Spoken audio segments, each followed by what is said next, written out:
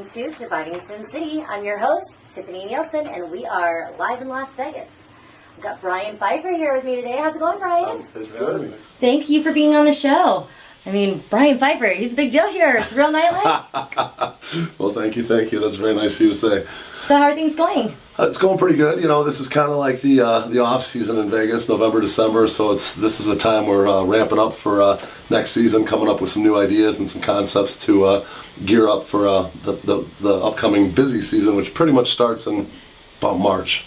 Well, I know you are currently hosting at Hakkasan mostly, right? I do. I have a deal with Hakkasan, kind of an exclusive deal, because I helped open the place, and I've been with, well, what used to be AMG is now called the Hakkasan Group, and I've been with that group particularly since Wet Republic opened, which is, we're going on about 7 or 8 years now. So I do a lot of work with Wet Republic, Hakkasan, but I also have a contract with every club and pool in Las Vegas now.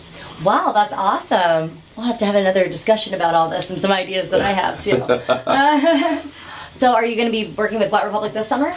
Absolutely, yeah. It'd be interesting to see this summer how Wet Republic's one of the main pools in Vegas. You have Wet Republic, Encore Beach, Daylight, Marquee Day Club. Those are pretty much the main ones. Dre's Beach is kind of a player now, but they're really, I don't know of any new pools coming this year. So it's kind of going to be the same. That's kind of odd, right? Same, yeah, well, usually you have a couple that open. Well, since I've been out here, there's been about 4 major new clubs that have opened. You have Hakkasan, you have Light, you have Dre's, and now Life. That's all been in the last year and a half, but the pools really haven't progressed into any new type venues. Dre's Beach was the last big one, and now the next big spot is going to be the Omnia, which is at Caesars, but that's not going to be a pool venue.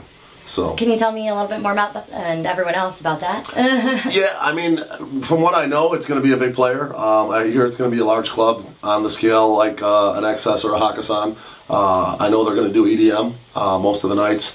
So you're probably looking at an interesting situation where this will be the first time within that group, Hakkasan group, where you had basically 2 competing clubs. You're going to have Hakkasan with their DJs, and then you're going to have Omnia with their DJs, and everybody's going to be kind of internally they're going to be kind of competing with each other, which is very true. Unique. It's good, but it's also very difficult for the people that work there. Yeah, well, the Wind pulled it off when they had XS going and they had Surrender going. They were kind of 2 EDM clubs in the same venue. EDM is electronic dance music for anybody that is still a little behind in the music EDM. change. We're talking about the Calvin Harrises and the Tiestos and the Aviciis and the David Guettas. The stuff. These guys are making some money, right? Yeah. Well, yeah, from what I understand, the contracts are pretty ridiculous out here in Vegas. We're talking, for one show, anywhere from $200,000 to $300,000 for some of these big That guys. is insane, right? I mean, it makes me want to start DJing. Yeah, well, obviously it's all about what the DJ can bring to the table as far as the draw goes. If the DJ is able to bring 9,000 people into a venue, well, then he's worth that much, because at the end of the day, that another venue maybe down the street that's just as good doesn't have the big name DJ, and they're not doing nearly as many people. So and personally, if I have to decide which club I'm going to go to, I'm going to look at who's DJing. Exactly. So these big EDM DJs, electronic dance music DJs, they have radio hits just like a band would have back in the 1980s. The Bon Jovis of the world would have a song on the radio. Well, now these DJs produce a song, and that's what brings them the fame. They just need that one big track that takes them to the next level, and then what happens is all the producers out there that actually make music and design music, they'll start giving them like the hits, and once they're on that level, then the hits are just going to keep flowing. It's kind of different versus rock, because in rock music it's they have the one-hit wonder and then they're pretty much done. Yeah. But now it's they have the one-hit wonder with techno and EDM, and it's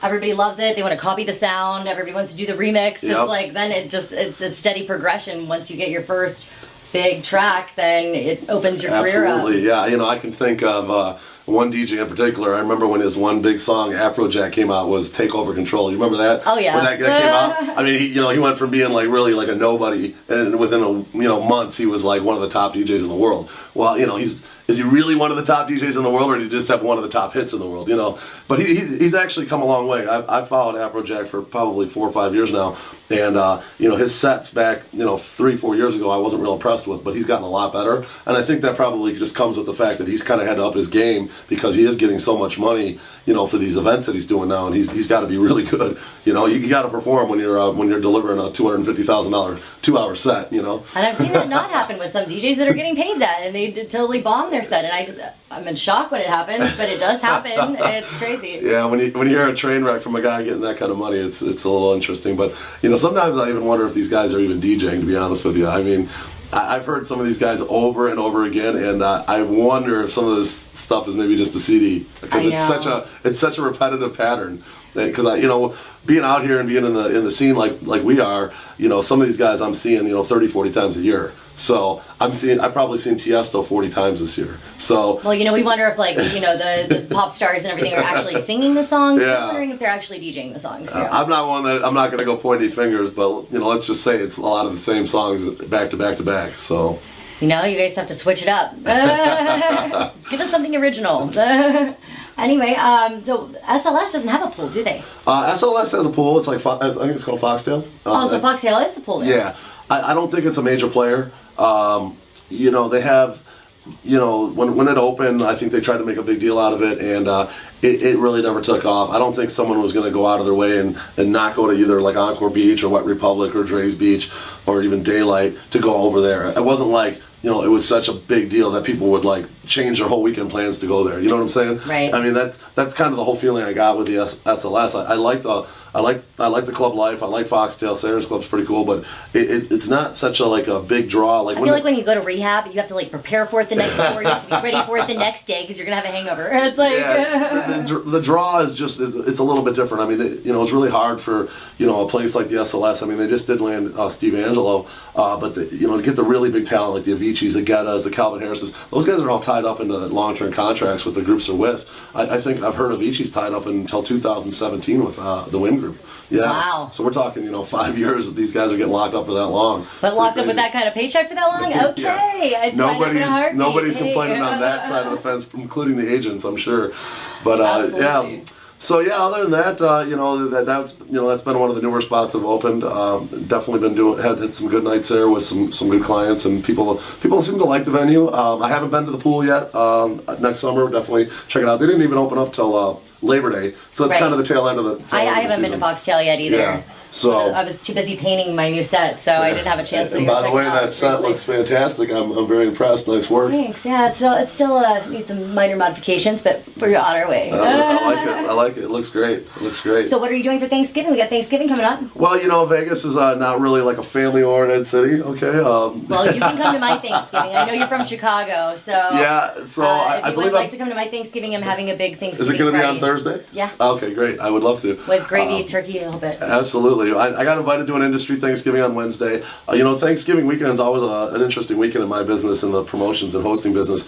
In a city like Chicago, where I'm from, and I have a successful company for many years, the Black Wednesday is like almost like a New Year's. It's a big deal. Everybody. You know Mika Milan, don't you? I do. Yeah. Yeah, she's from Chicago as well. I think she's tuned in and listening today. So that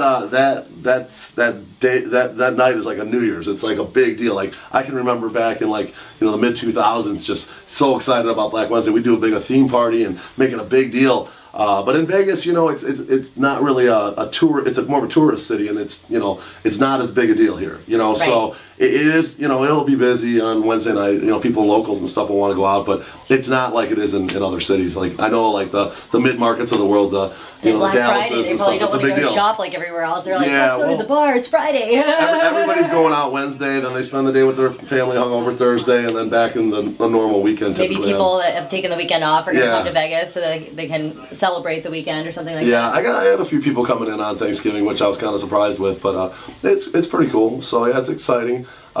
you know, I'm just glad that you know, we're not sitting in Chicago weather. I know, it's cold in New York. I saw New York. New York, Chicago. Very cold. I saw a picture of Buffalo on the internet today, and I think they got like 4 feet of snow somewhere. I was like, oh my gosh.